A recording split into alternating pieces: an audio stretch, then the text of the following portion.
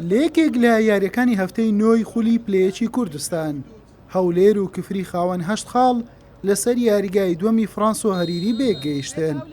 تیپی میوان زوو هەڕەشەی لە گۆڵی هەولێر دەکرد و نزیک بوو لەوەی بە گۆڵێکی خێرا بگات. هەردوو تیپ بە درێژایی نیوە یەکەم تەنها چەند دەرفەتێکی سادە و ساکاریان ئاڵوگۆڕ کرد، هەر بۆیە نیوە یەکەم گۆڵی لە خۆی نەگێرد. لانیوەی دووەم هەردوو تیپ نەیانتوانی هیچ مەترسێک بخەنە سەر گۆڵ یەکتر، تاوەکو لە خولە چێشتاوسێ ئامانج ئازاد بە لێدانی سەر گۆڵێکی بەهەڵە لەسەر خۆیان تۆمار کرد و هەولێری لە یاریەکە پێشخست. کفری لە دواخولەکان هەوڵی ئەوەی دەدا بە گۆڵ یەکسانی بگات، لێی سەرکەوتوو نەبوو، یاری بە گۆڵێکی پاک بە سوودی هەولێر کۆتایی هات.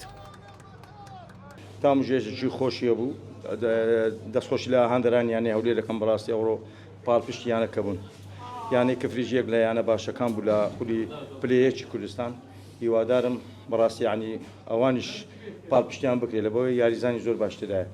ئێمەش وەکو ینی هەولێر بەڕاستی ئەوڕۆ یاریزانەکان جەنگاوەر بوون، دەستخۆشیان لێ دەکەین. هیوادارم لەسەر ئەو ئاستەی بەردەوام ئینشاڵڵا لە پلەکانی پێشوە نزیک دەبین. ئێمە وەکو یانەی کفری ئەمڕۆیەکی باشمان کرد. سەرەڕایەکە ئێمە لە 15ی 11ەوە تا ئەمڕۆی هەشتی دوو ئێمە یەک موچەمان وەرگرت یاریزانەکەمان. یعنی ئەوە نێزگەی 60 و تقریبا 65 ڕۆژە یەک موچەمان وەرگردووە. بەس بەڵام خۆتان بینیتان یاریەکەی وەکو ئاست وەکو مستەوایەکی باشمان کرد. یانەی هەولێریش یانێکی وەناوبانگ ئەمڕۆین لەسەر ئاستی کوردستان. ئێمە دەستخۆشینە بۆ یاریزانەکان. ئەتر لە کۆتاکانیان بڵێ ئێمە 5 دقیقە بوو ئەو یاریزانەمان بە هەڵە گۆڵی لە خۆمان کرد. ئینشاڵڵا هەوڵ دەدەین بۆ یاری گەڕانەوە لەگەڵ یانەی سوێرانان لە ناو یاریگای خۆمان. ئینشاڵڵا هەوڵی دەدەین چۆ سێ خاڵ دەستە بەرکەین.